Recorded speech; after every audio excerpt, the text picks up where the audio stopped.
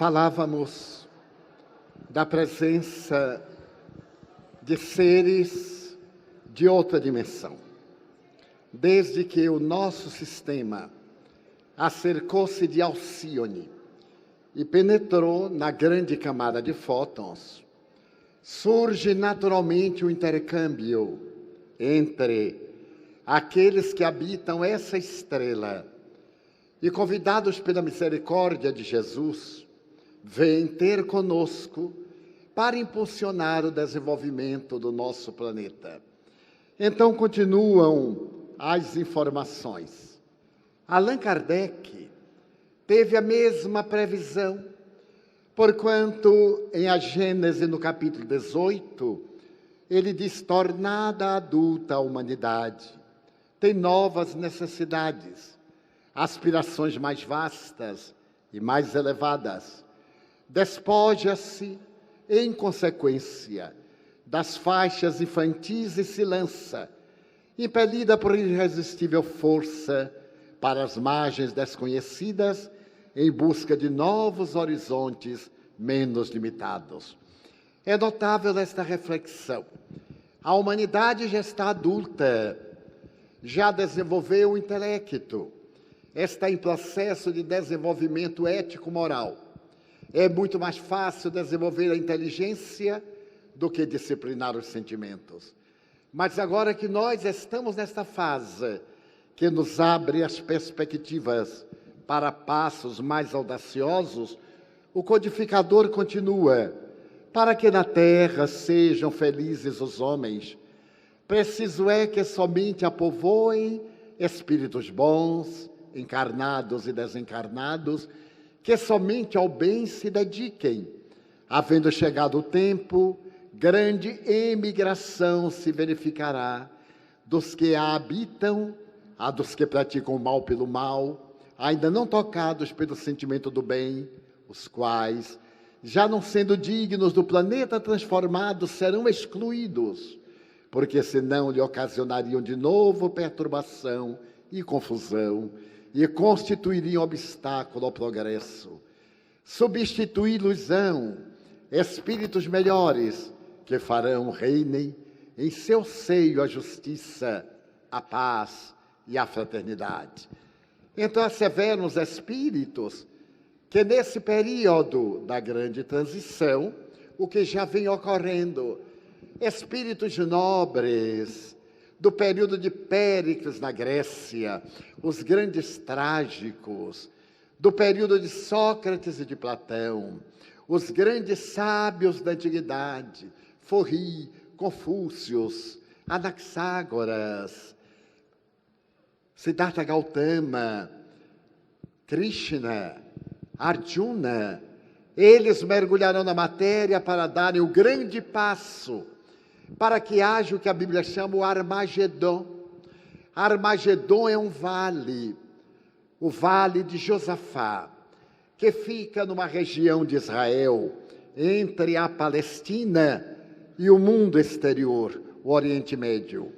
Então as tradições bíblicas asseveravam que ali se travaria a última batalha, a batalha do bem, a batalha do mal. É naturalmente uma proposta mítica, porque hoje as armas inteligentes não necessitam sequer das criaturas.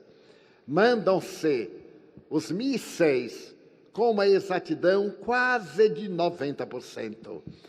Mas Armagedon hoje é a terra, é o vale das paixões, em que se travará a grande batalha do bem e do mal.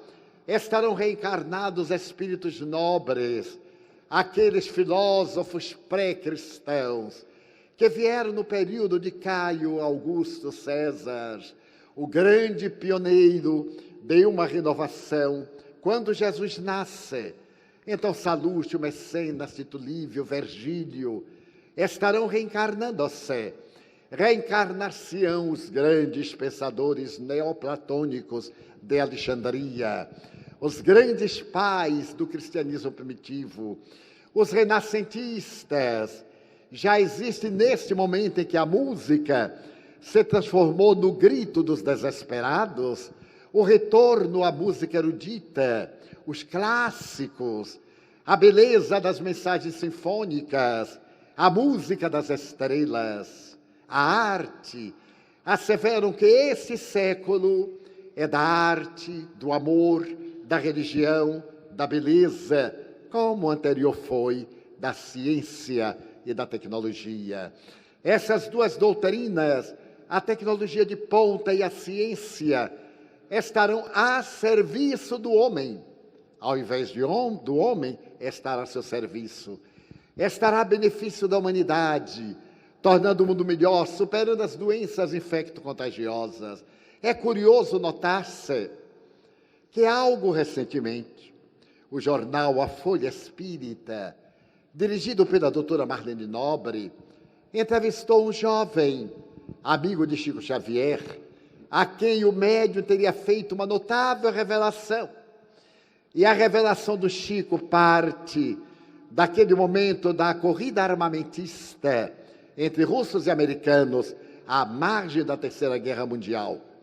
Então, Emmanuel lhe teria dito que Jesus reuniu-se com os guias do sistema solar e pediu para a Terra um prazo de 50 anos.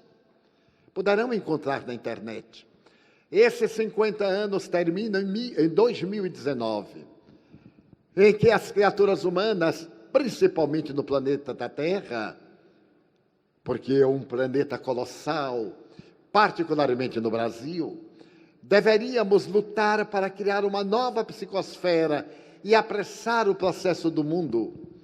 Então, Jesus conseguiu o prazo e espíritos nobres reencarnaram. Emmanuel, no ano 2000, deve estar com 10 para 11 anos. Qual será a notável missão de Emmanuel? O espírito Joana de Ângeles programa-se para reencarnar a partir possivelmente de 2015.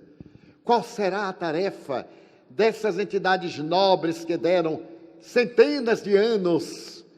Adolfo Bezerra de Menezes, que estaremos completando seus 180 anos de nascimento em 29 de agosto próximo. Dr. Bezerra reencarnando-se, que será a proposta sublime de um espírito dessa talha, que a convite de Maria Santíssima, quando completou 50 anos desencarnado, foi oferecido para ele escolher no sistema solar onde desejaria reencarnar-se. E o Dr. Bezerra disse: enquanto houver lágrimas e sombras na pátria do Cruzeiro do Sul, eu pedirei à Mãe Santíssima que me permita continuar atendendo os filhos do Calvário que choram, os que sofrem na pátria brasileira. E então ela aqueceu. E ele prosseguiu trabalhando no Brasil. Hoje, Dr. Bezerra, são aproximadamente 10 mil espíritos da sua coorte que atendem em toda parte.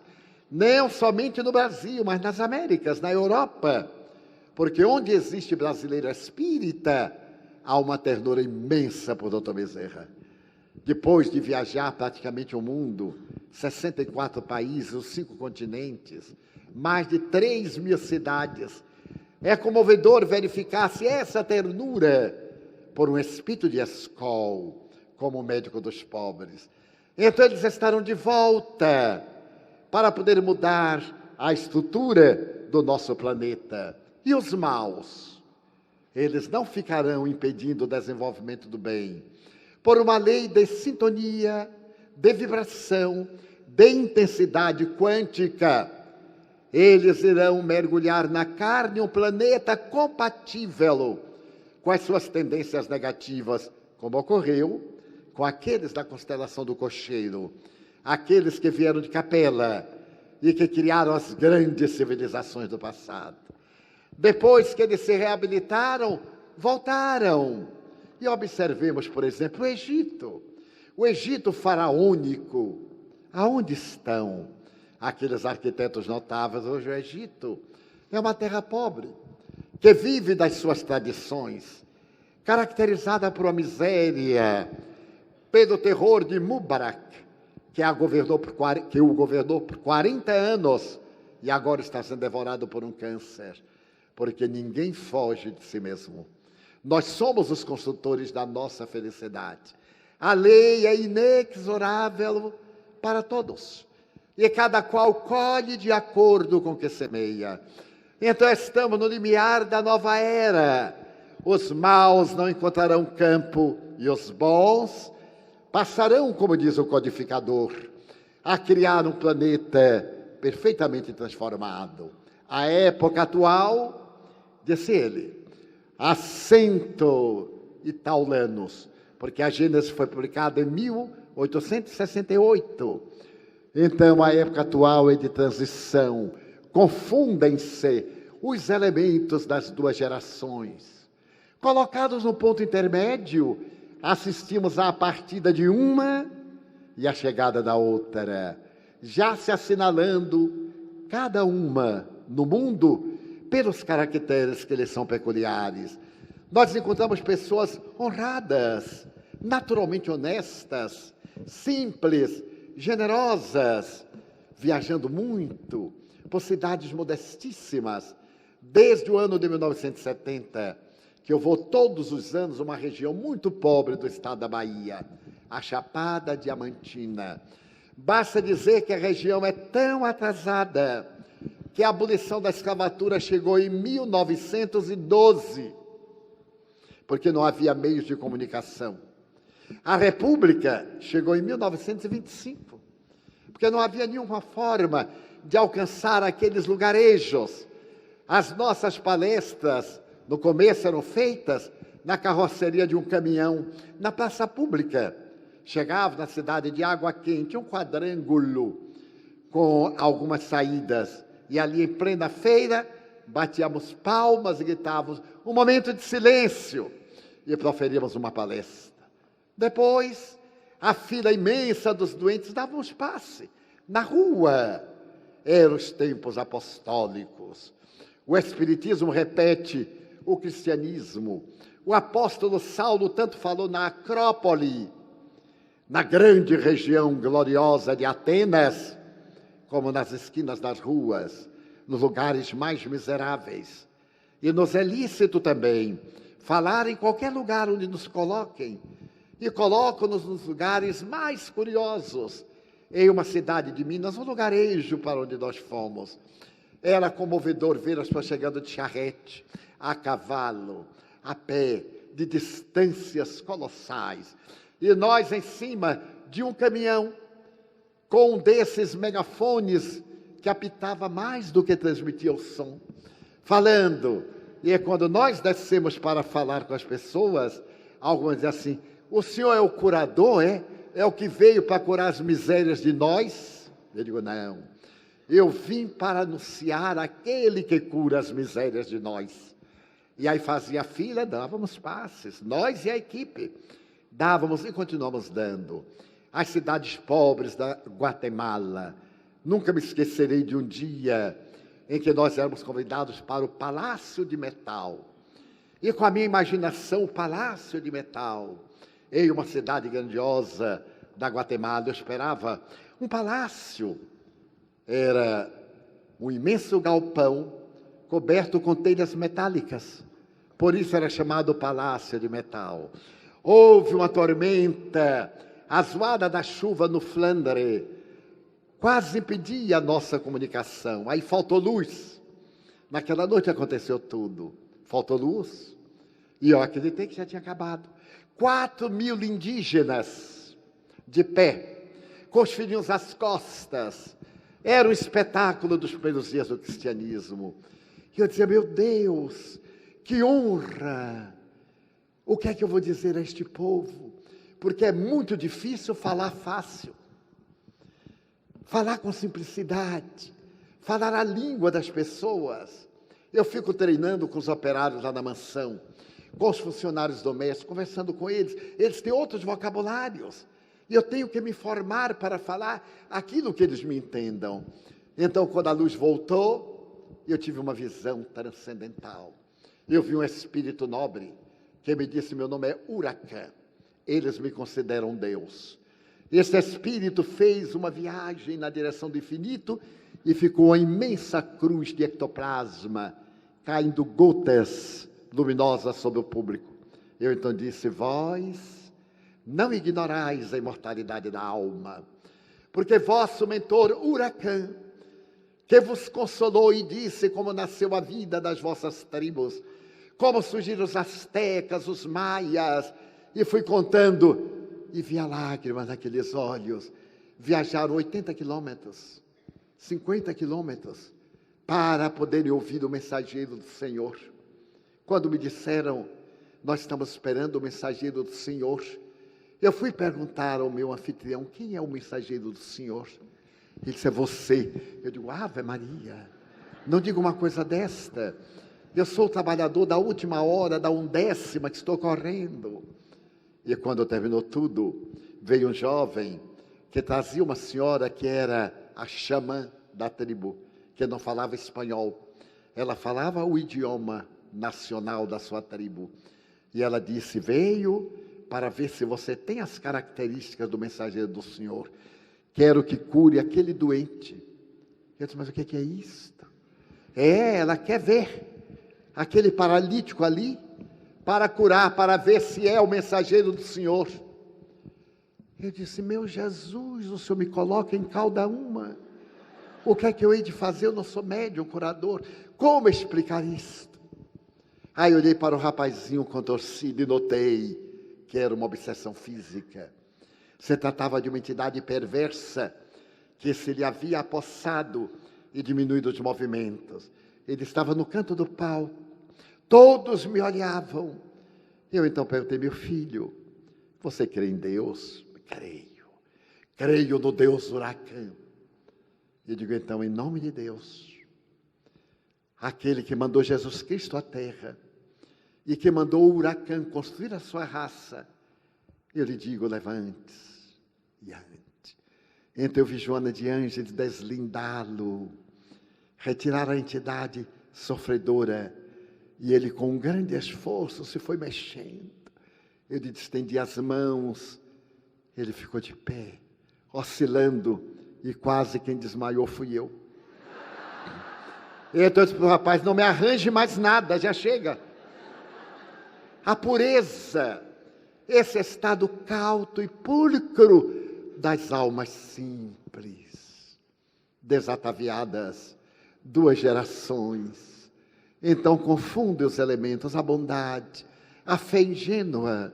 Então aquela senhora veio, me deu um abraço, pediu licença para beijar a minha testa, e na sua simplicidade me consagrou, porque ela, pegando os ritos cristãos da igreja e as suas tradições, ela fez em minha testa o sinal da cruz.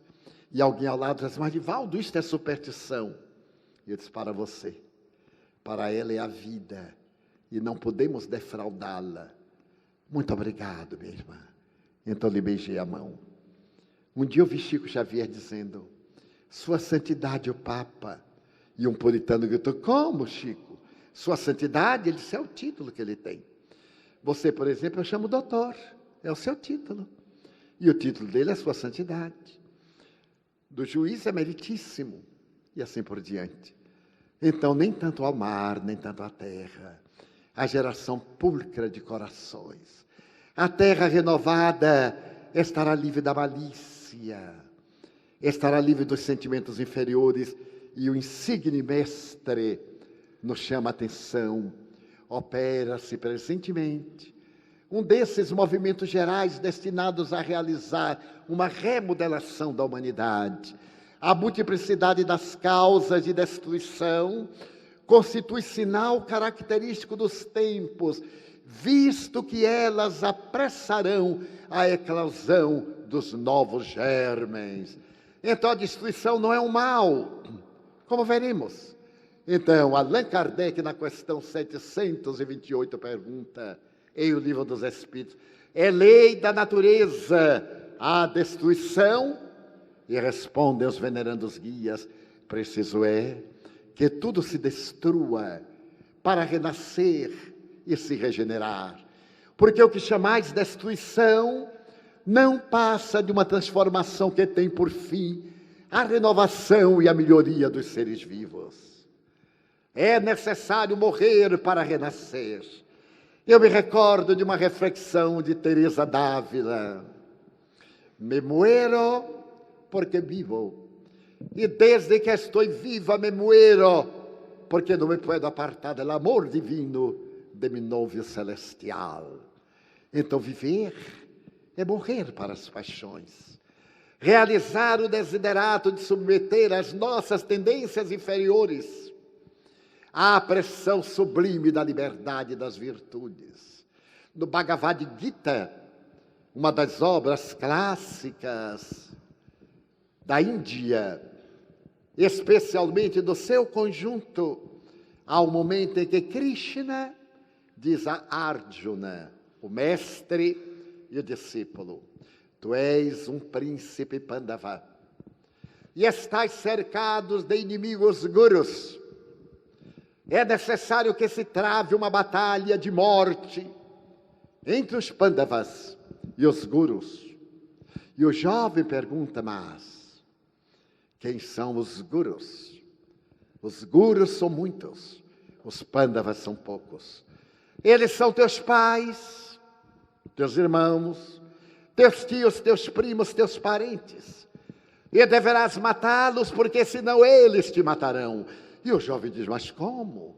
Eu terei que matar a meus pais, a meus irmãos? Sim, porque eles são os vícios. Os gurus são os vícios. E os Pandavas são as virtudes. As virtudes são poucas e os vícios são muitos. E é necessário travar a guerra. Mas onde travarei esta guerra? Responde o rapaz emocionado. No campo de batalha da consciência. Meus irmãos, isso tem 4.000 anos. O Vedanta, que é a coleção dos livros sagrados da Índia, vem de há mais de 6.000 anos. Então já vem preconizando desde a época da Kali Yuga, da época do mal, também adotada pelos chineses, a época de trevas, até agora, para essa grande batalha, a transformação que resulta da lei de destruição. E Kardec é mais enfático quando ele pergunta na questão 737, com que fim fere Deus a humanidade? Por meio de flagelos destruidores. E a resposta: para fazê-la progredir mais depressa. Já nos dissemos ser a destruição uma necessidade para a regeneração moral dos espíritos que, em cada nova existência, sobem um degrau na escala do aperfeiçoamento. Preciso é que se veja o objetivo para que os resultados possam ser apreciados. Somente do vosso ponto de vista pessoal, os apreciais. Daí em que os qualificais de flagelos, por efeito do prejuízo que vos causam. Essas subversões, porém, são frequentemente necessárias para que mais pronto se dê o advento de uma melhor ordem de coisas e para que se realize alguns anos o que teria exigido muitos séculos. É o ditado popular: o que não vai pelo amor, vai pela dor. Eu ouço muitas vezes: porque no Espiritismo diz... Não, não diz isso não. É o ditado popular, mas que se encaixa. Quando nós somos rebeldes e dizemos nunca, quer dizer, daqui a pouco, a dor chega e nos cavalga suavemente e nos dobra a cerviz. Numa longa existência, eu tenho acompanhado a história de alguns ditadores da humanidade. Eu estive em Portugal em 1967 pela primeira vez, no período salazarista. Espíritas, maçons e comunistas eram todos levados ao cárcere. E para eu poder anunciar algumas palestras, usamos verdadeiras catacumbas. A minha primeira palestra foi anunciada de uma forma muito especial. Eu tenho um panfleto. Dizia assim: no dia 12 de agosto do corrente ano de 1967, no lugar de sempre, na hora de costume, estará falando alguém das nossas ideias, todos lá. E quando eu cheguei tinha 400 pessoas. O irmão Eduardo de Matos que dirigiu uma revista chamada Fraternidade. Ele manteve a chama do espiritismo sob o disfarce, da mesma forma que a grande revista Estudos Psíquicos, de Isidoro Duarte, era uma forma de preservar o espiritismo sob disfarces. Então, Eduardo Duarte diz: meu irmão, você vai subir, faz a prece, se apresenta, faz a palestra, encerra e desce, porque você é estrangeiro. Quando a PIDE, a Polícia Internacional de Defesa do Estado, que deve estar aqui alguém, era uma polícia secreta igual à Gestapo de Hitler, você então será mandado de volta como persona não grata, e nós iremos para o cárcere. Eu aí subi, era jovem, 67, ai que saudade que eu tenho. Então eu cheguei e disse: eu sou Divaldo Franco, sou espírita, vamos orar. Vamos orar. Aí fiz o tema. Quando eu terminei, eu recitei uma prece que na época os espíritos me haviam ditado. Aí desci, e as pessoas não batiam palmas. Eles então levantavam as mãos. Ai, meu Deus, estão me dando passes. Aí, porque as palmas provocavam ruído. Eu não sabia. Em Coimbra, foi no 3º andar. As pessoas começaram a chegar 4 da tarde. Iam passando a porta do prédio, subiam. E ficavam na sala escura. Quando eu cheguei, mais ou menos 8 horas, para a palestra das 9h30 da noite, um calor de agosto, verão europeu. Então, no escuro, fui às apalpadelas, me colocaram à mesa, luzes apagadas. Então, o irmão presidente falou: olha, nosso Divaldo já chegou. Vamos dar-lhe a palavra. Eu sou meio italiano, eu falo muito com as mãos. Permitam-me uma anedota. Dizem que 2 italianos caíram ao mar. E um disse para o outro: que será de nós? Nós não sabemos nadar. O outro: tem problema, vamos conversando até morrer. Foram conversando, chegaram à praia. Conversando, chegaram à praia.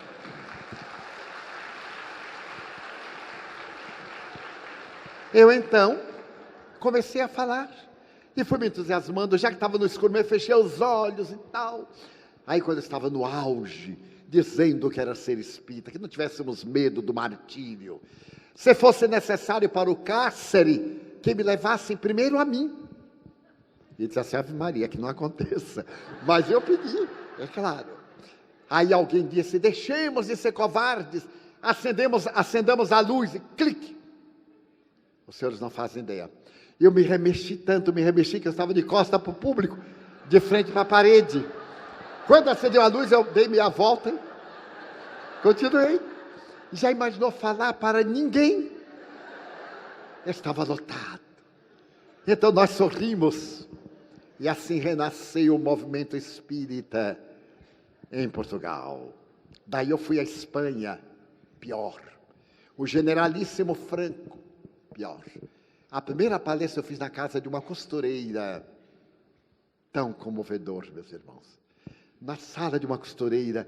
Então eu me lembrei de uma costureira do Evangelho, a que se reporta Paulo. Ali éramos 9 pessoas, porque aconteceu algo especial. Nunca estamos a sós. Eu tinha 3 dias, não conhecia a ninguém. Eu disse: mas Deus me guiará. E eu estava na Gran Via, não falava espanhol. Tudo que eu falava de espanhol era o bolero Noches de Ronda, Vereda Tropical. Mas então eu estava e ouvi uma voz: telefona para o número tal e diz a doutora Dolores Paz e Pérez que te abre as portas do espiritismo espanhol. Eu corri um telefone público. Ele me deu o número, eu chamei e alguém me atendeu. Uma voz fria. Eu disse: doutora, como há de ver, eu sou estrangeiro, sou brasileiro. E eu ouvi uma voz que me disse para chamar a senhora. Eu sou espírita e queria falar aos remanescentes do espiritismo, proibido fazia 40 anos, sob pena de cadeia. Ela disse assim: mas o senhor está enganado. Eu digo: não estou enganado. A senhora não é a doutora Dolores Paz e Pérez? Sim. Não é esse o telefone? Ela disse: sim. Eu digo: eu ouvi aqui no meio da rua. Ela disse: o senhor está enganado e deve ser um psicopata. Vou desligar. Eu digo: não faça isso, um momentinho. Receba-me. a senhora pode constatar da minha lealdade? Ela disse, mas eu sou muito ocupada. Era médica e fisioterapeuta. Então eu disse, por favor, doutora, eu viajo dentro de 2 dias, estou de passo. Era o dia 19 de agosto de 67. Depois de alguma reflexão, eu disse, pois não. Às 17 horas eu lhe darei 15 minutos. Eu digo, doutora, por favor, seu endereço. Pergunte ao espírito. E eu lhe perguntei. Ele disse, já que o senhor disse o telefone, o senhor sabe onde é que ela mora. E ele me deu o endereço. Às 17 horas eu estava lá. Entrei, ela me recebeu. Estava visivelmente nervosa. Só mais tarde eu venho saber por quê. Sentou-se, puxou um cigarro, começou a fumar e disse, pois não. Eu disse, pois é. Aí eu não tinha o que dizer, o que queria dizer. Eu digo, eu sou espírita. E essa voz me disse, quem foi a voz? Eu dei o nome. Tratava-se de uma personalidade, um professor de fisiologia da universidade. Eu dei o nome. Ela ficou pálida. O senhor pode me provar? Eu digo, não, senhora. Então eu ouvi o Espírito dizer assim, pode. Hoje mesmo, ela colocou uma rosa no meu quadro, que está na cabeceira da sua cama, na segunda porta à esquerda. Então eu disse assim, bem, não posso provar, mas posso sugerir que a senhora me leve até o seu quarto, na segunda porta à esquerda, no corredor, e lá está, embaixo do quadro, uma rosa vermelha que a senhora botou. Ela levantou-se, me puxou pelo braço, me levou lá e disse, é este? Eu digo assim, senhora, era o padrinho dela de formatura. Ela telefonou para a costureira. Por que a costureira? Porque entrando muita gente não chamava atenção. Era uma casa frequentada por muitos clientes. Então daí nós fomos diretamente e foram telefonando. Quando foram 20 horas, tinha 9 pessoas. Então eu comecei a falar o que era o espiritismo. 11 da noite, chegaram um cavalheiro, uma dama muito bonita e um cachorro. Eu digo, mas que estranho, um calor naquele quarto. O cachorro também entrou, enrolou e sentou exatamente nos meus pés. Eu digo, se eu me afastei, ele me morde. Então ficou aquela fera. E eu falando. Quando eu terminei, é muito curioso esse trabalho de levar a mensagem. O cavalheiro falou e me disse assim, o senhor é um homem honesto. Eu disse, qual é a dúvida? Ele disse, não, eu trouxe meu cachorro para ele me dizer se o senhor era honesto ou fraudulento. Imagine que eu fui examinado por um cachorro. Eu disse, mas este homem é louco. Mas como o senhor sabe? Meu cachorro é médium. Então, eram 2. Eu conhecia muito médium, mas não conhecia cachorro médium. Eu então fiquei, digo, meu Deus, ele não leu Kardec, a mediunidade dos animais, mas respeitei. Então eu disse, vamos agora jantar? Eu disse, pois não. E vamos à casa da senhora X, que era essa dama, uma grande política, para o senhor continuar conversando. Porque meu cachorro me disse que o senhor é um homem de bem. Eu digo, mas me diga como foi que ele falou? É que ele vê os espíritos. Quando ele vê os espíritos maus, ele fica ladrando e avança. Quando ele vê um clima bom, ele rodopeia e deita-se nos pés da pessoa.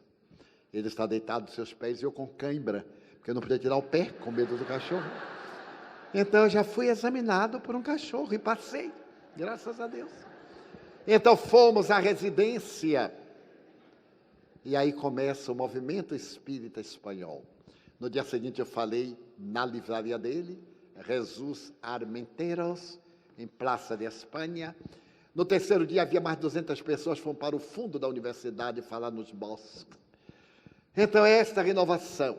E eu vi a desencarnação de Salazar.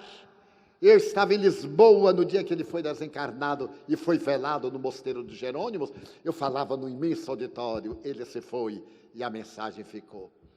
E fui a Madrid, depois da morte de Franco, em 1975, e falei com autorização policial.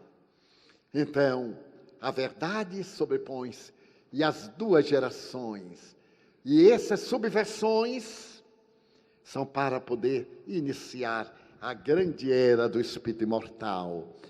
E então, Fritjof Capra, que nos deu obras memoráveis na década de 70 e de 80, diz: a crise atual não é apenas uma crise de indivíduos, governos ou instituições sociais.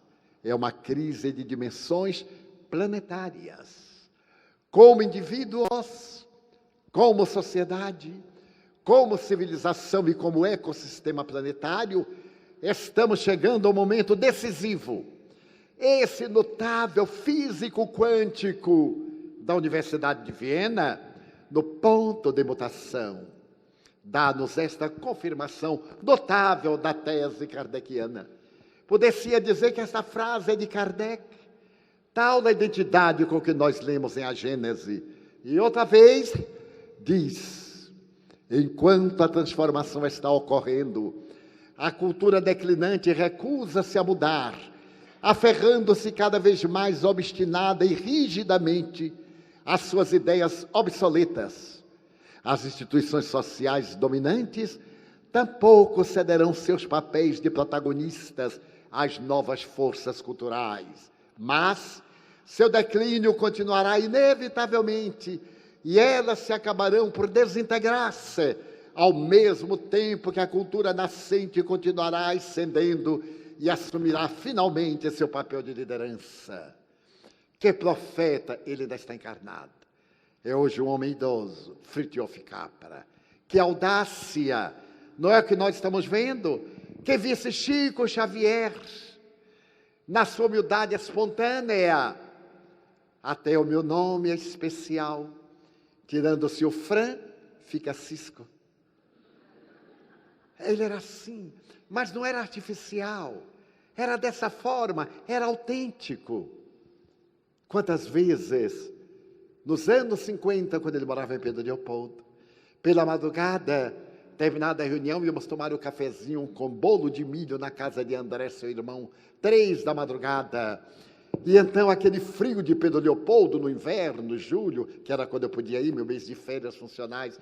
Então um dia, uma noite, um frio, e eu com roupa do Nordeste, né? Bem agasalhado. O frio entrava por um lado, saía pelo outro, e eu ficava gelado no meio. Então de braço dado com Chico, de repente, eu senti um perfume de rosas. Disse: Chico, mas que perfume suave. É, meu filho, são as rosas de Pedro Leopoldo. Eu não tinha visto nenhuma, mas ele estava dizendo. Daí a pouco, um perfume de violetas dos Alpes, eu era colecionador. Chico, mas que perfume. É, meu filho, aqui as senhoras cultivam as violetas dos Alpes. Daí a pouco, jasmim, e quando eu voltei-me para ele, eu senti que saía de dentro dele. Eu nunca tinha visto o fenômeno olorífero. Então eu olhei bem, aproximei o nariz com dignidade, saía. Eu disse: Chico, está saindo de você. Ele era muito engraçado, adorava um paletó. Ele então fechou o paletó e disse: Quadival, se fosse de mim, saía da Detefon.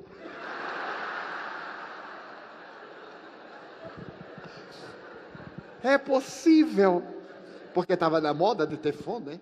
Matava Muriçoca e matava quem também estava aplicando.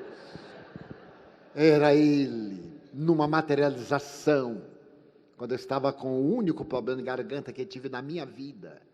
Sheila materializou-se.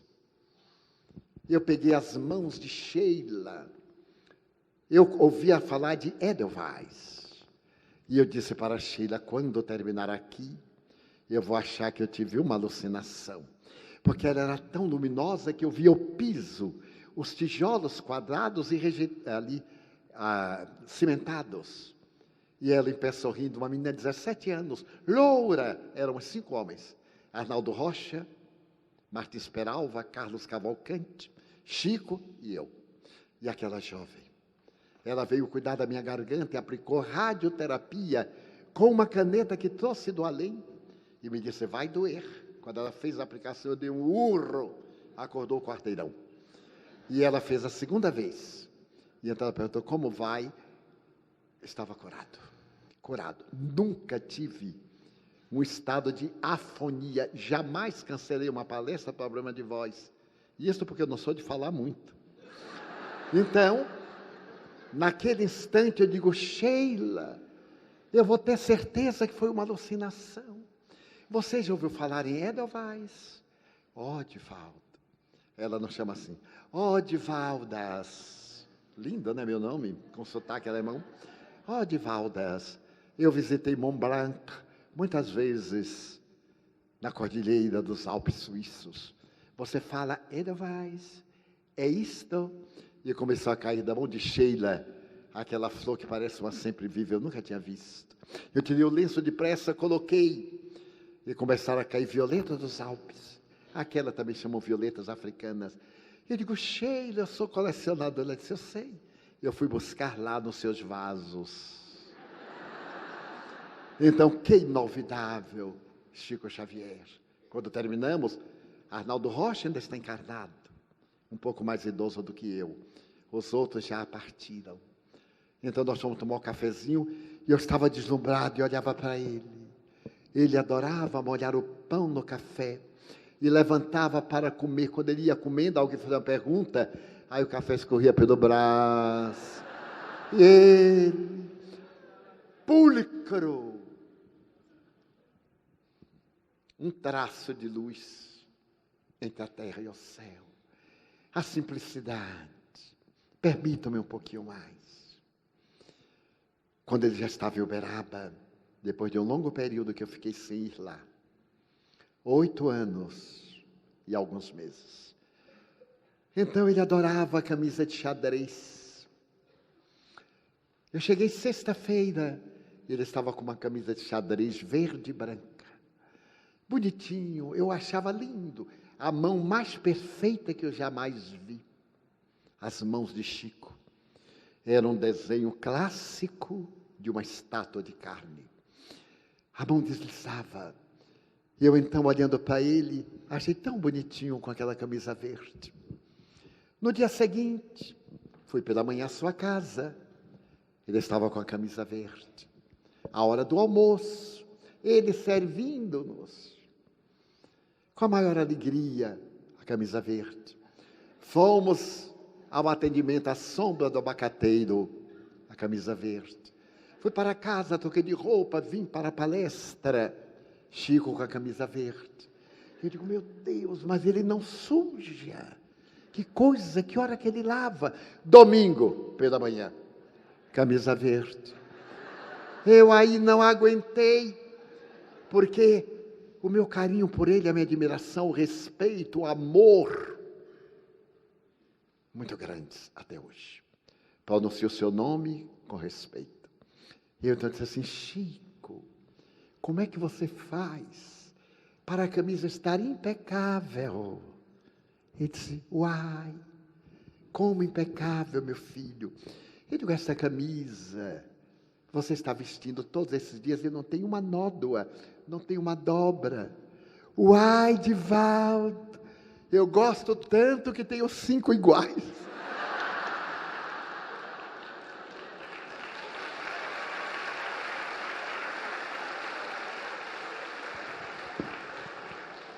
O homem da nova era, o homem da regeneração.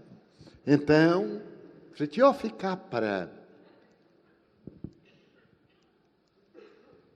ter a oportunidade de falar que a crise é planetária. E também prosseguir que enquanto a transformação está ocorrendo, a cultura declinante, como li, recusa-se a mudar, mas a verdade assumirá o seu papel. E por fim, Immanuel Kant, este filósofo extraordinário, arremata dizendo, 2 coisas me enchem de admiração e estarrecimento crescentes e constantes. Quanto mais tempo e mais sinceramente fico refletindo acerca delas, os céus estrelados lá fora e a lei moral aqui dentro. Então, o macro e o ser que somos, o micro-ser diante da grandeza universal. Estamos, portanto, no momento da grande transição.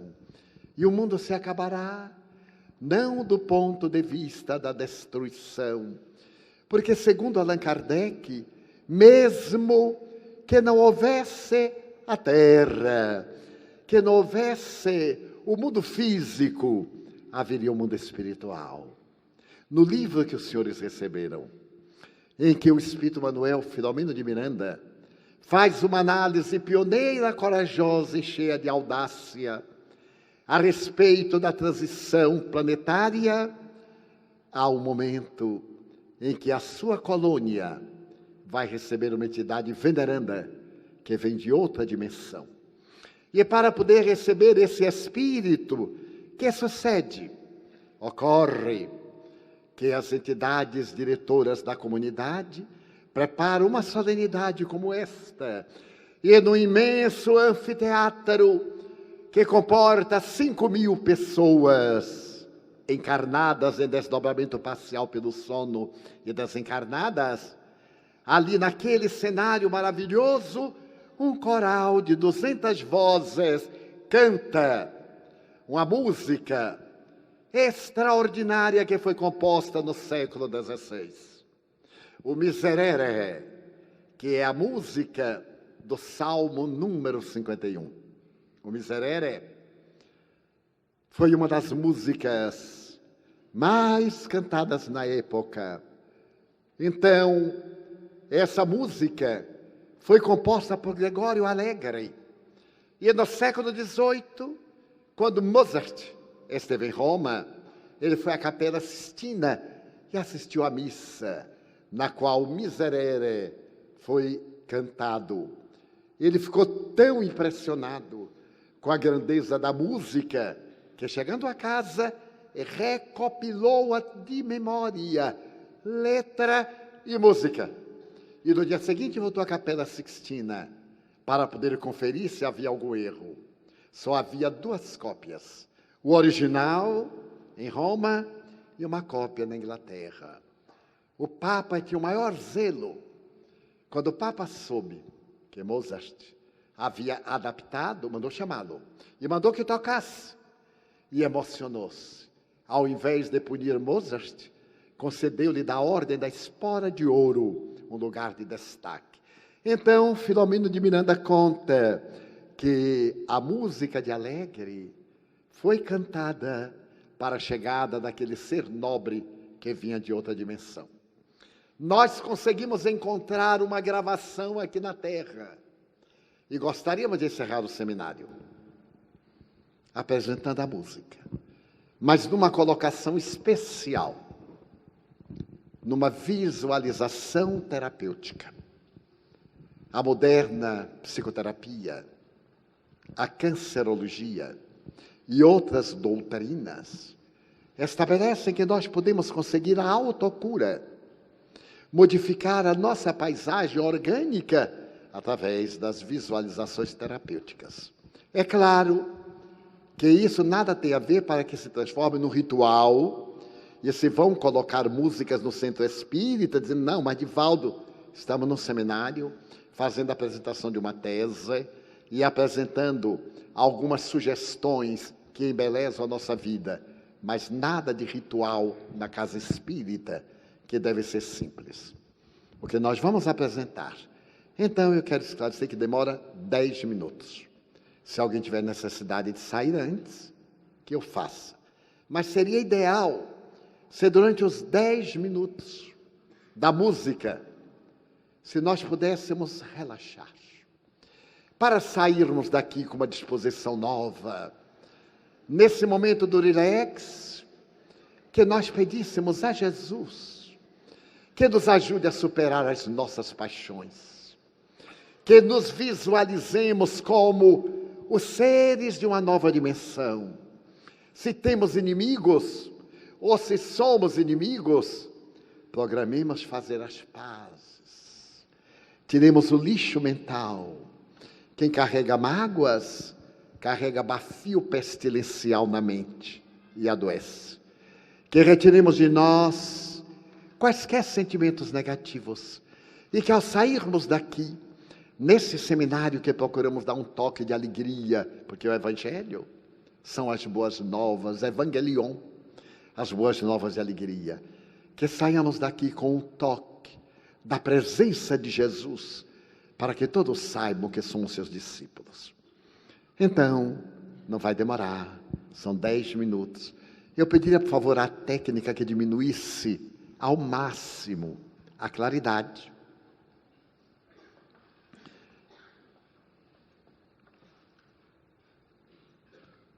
Que fossem apagadas algumas luzes, para ficar um ambiente mais acolhedor.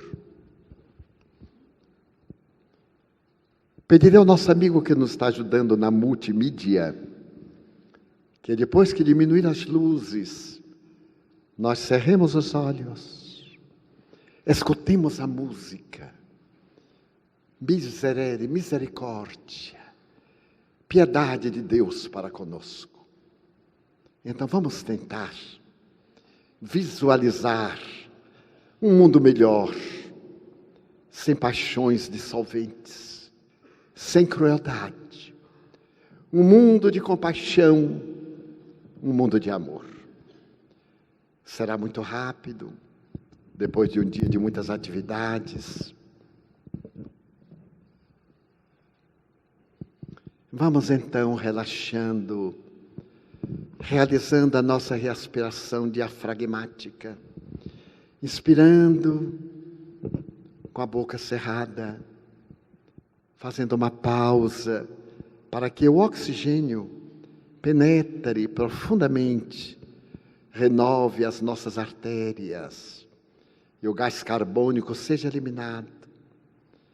Procuremos fazer silêncio interior, por um momento nos esquecermos de tantas coisas perturbadoras. Procuremos manter a serenidade íntima e nos abrirmos aos céus, para que os benfeitores da Federação Espírita do Estado de Alagoas, nossos benfeitores particulares, venham ter conosco e nos ajudem.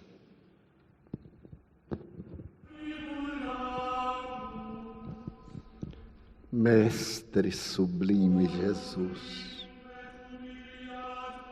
fazei que entendamos a vossa vontade e nunca a nossa,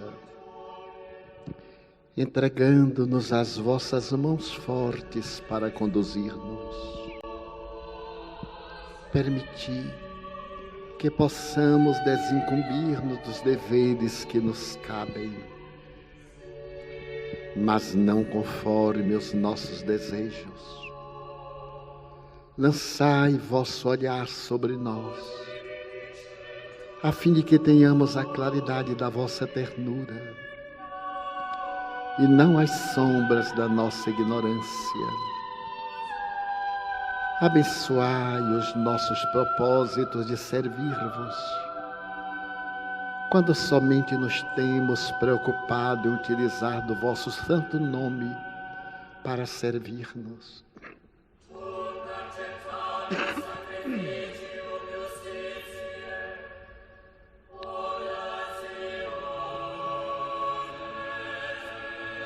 Envolvei-nos na santificação dos vossos projetos, de forma que sejamos vós em nós, porquanto ainda não temos condição de estar em vós.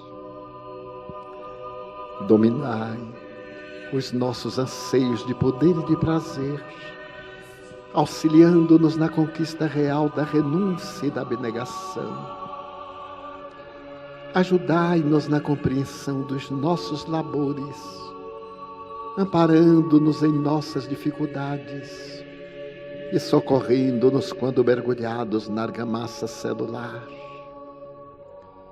Facultai-nos a dádiva da vossa paz, de modo que a distribuamos por onde quer que nos encontremos e todos a identifiquem, compreendendo que somos vossos servidores dedicados. E porque a morte restituiu-nos a vida gloriosa, para continuarmos a trajetória de iluminação, favorecei-nos com a sabedoria para o êxito da viagem de ascensão, mesmo que tenhamos de mergulhar muitas vezes nas sombras da matéria, conduzindo, porém, a bússola do vosso afável coração, apontando-nos o rumo. Senhor,